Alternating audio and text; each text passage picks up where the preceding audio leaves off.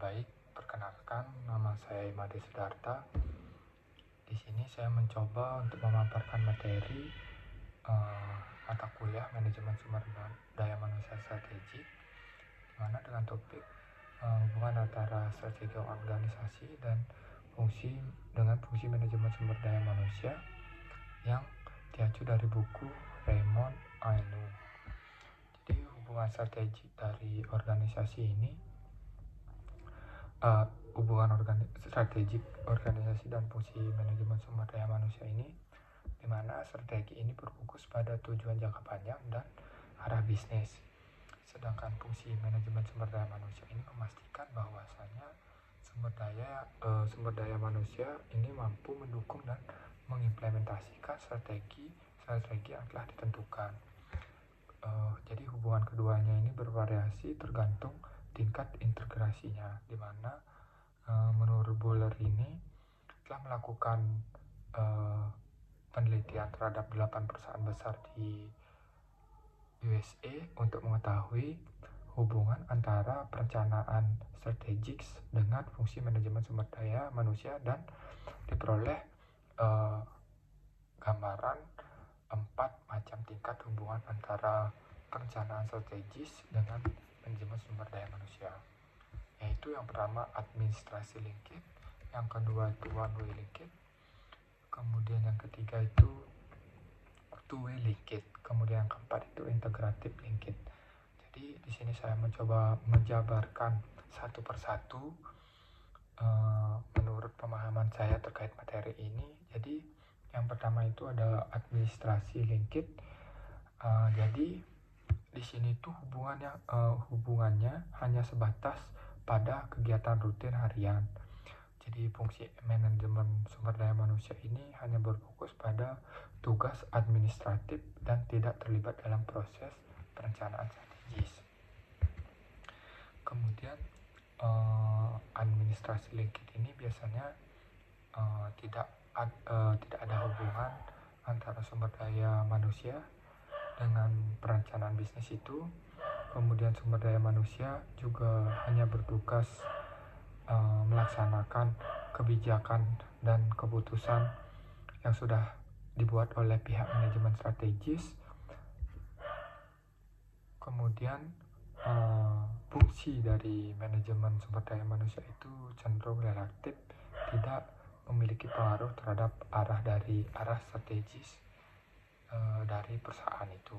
Misalkan saya ambil contoh dari perusahaan kecil yang di mana perusahaan ini memutuskan untuk memperluas produksi tanpa melihat divisi dari sumber daya manusia ini dalam perencanaan awalnya. Jadi setelah keputusan itu dibuat, tugas dari manajemen sumber daya manusia ini hanya memberi tanggung jawab dalam perekrutan tenaga kerja tambahan sesuai kebutuhan yang telah ditentukan oleh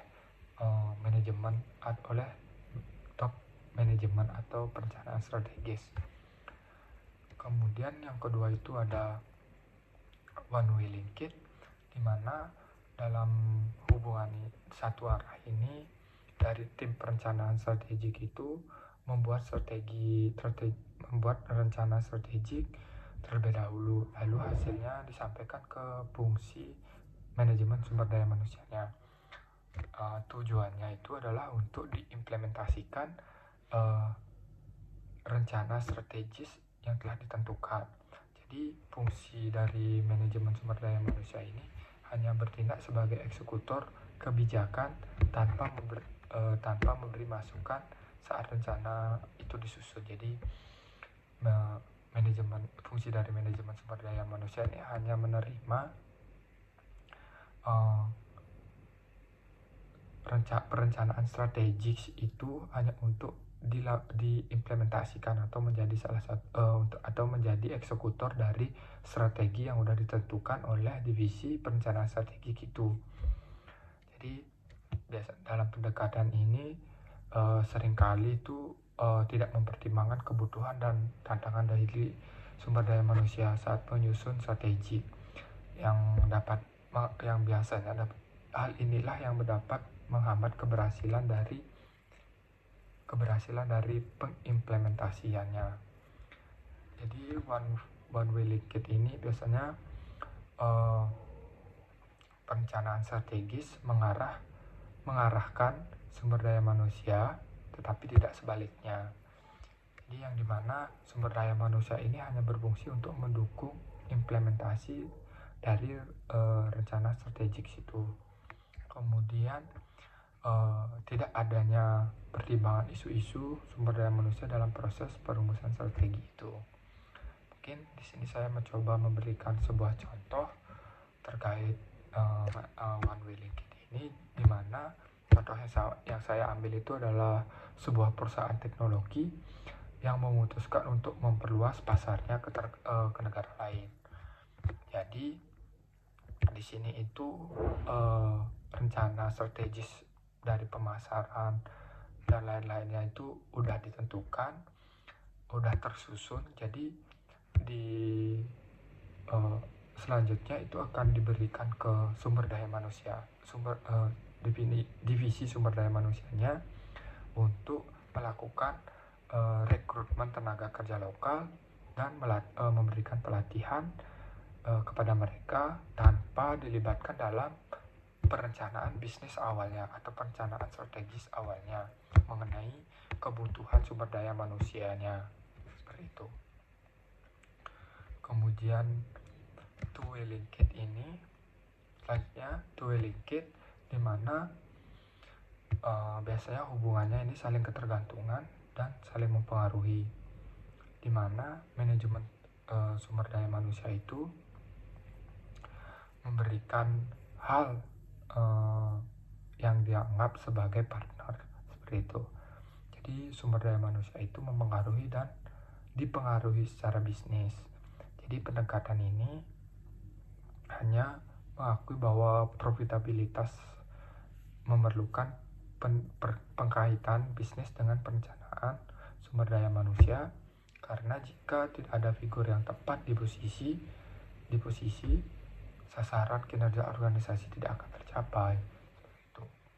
Jadi dari two way linkage ini adanya kolaborasi antara sumber daya manusia dan perencanaan strategi, kemudian masukan dari sumber daya manusia membantu perencanaan strategik ini, terutama dalam aspek implementasinya. Jadi dari sumber daya manusia itu berkolaborasi dengan perencanaan perencanaan strategik yang terfokus pada cara mengimplementasikan strateginya itu agar berjalan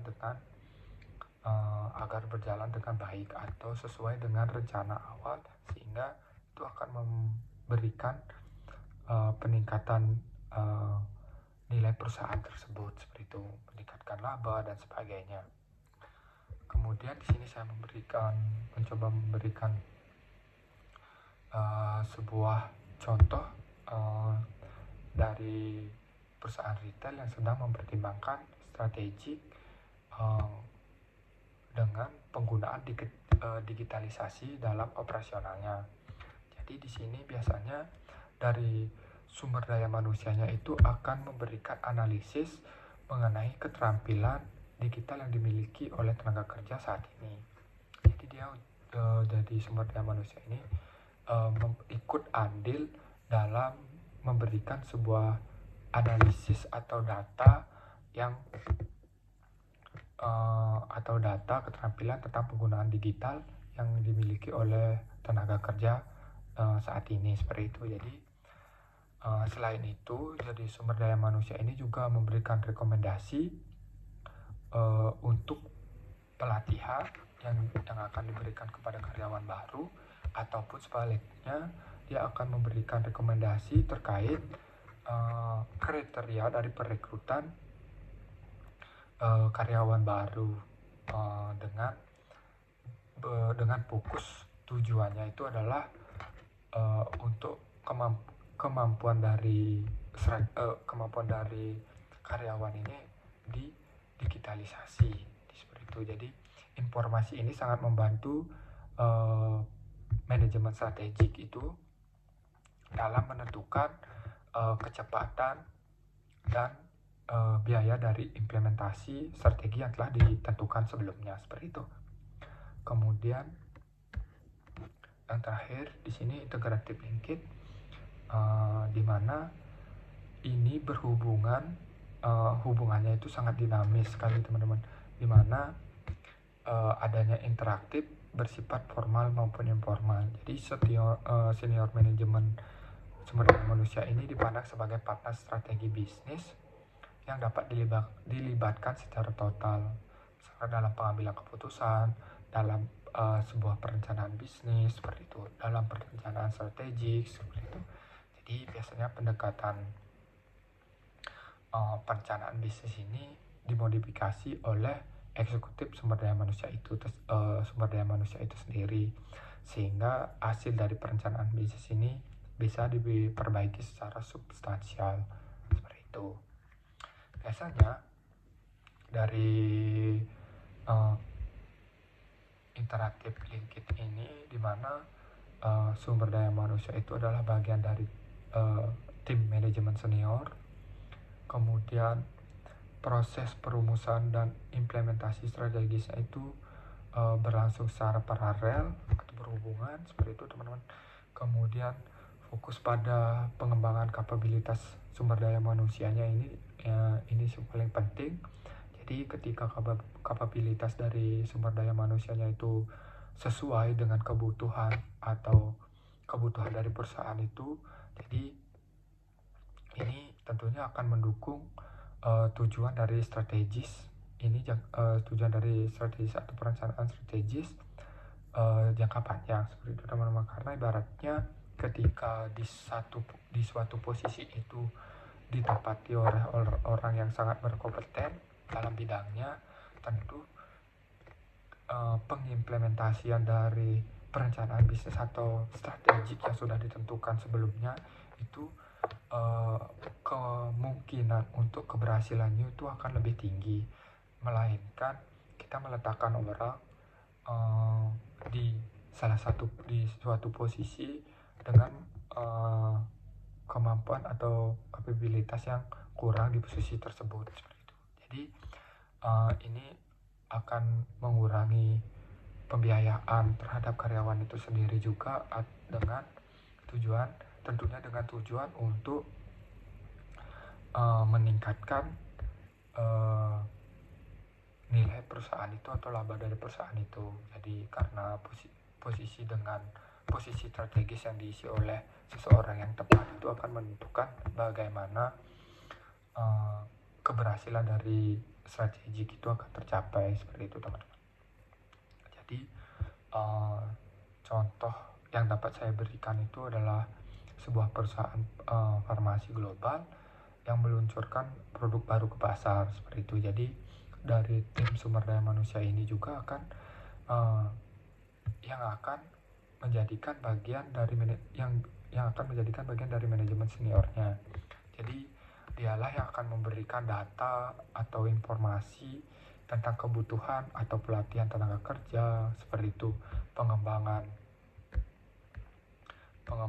keahlian dan struktur yang diperlukan untuk mendukung peluncuran dari produk ini. Jadi masukan ini akan sangat digunakan atau akan secara langsung dalam perencanaan atau dalam perancangan strategi dari pemasaran dan tim produksi seperti itu.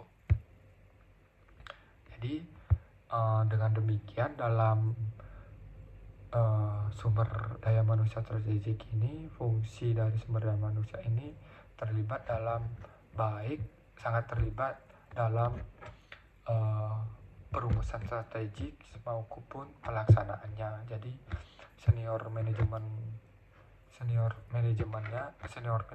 daya manusia akan memberikan informasi kepada perencanaan bisnis mengenai kapabilitas sumber daya manusia perusahaan yang mereka miliki, yang biasanya merupakan fungsi langsung dari praktik sumber daya manusia itu sendiri. Jadi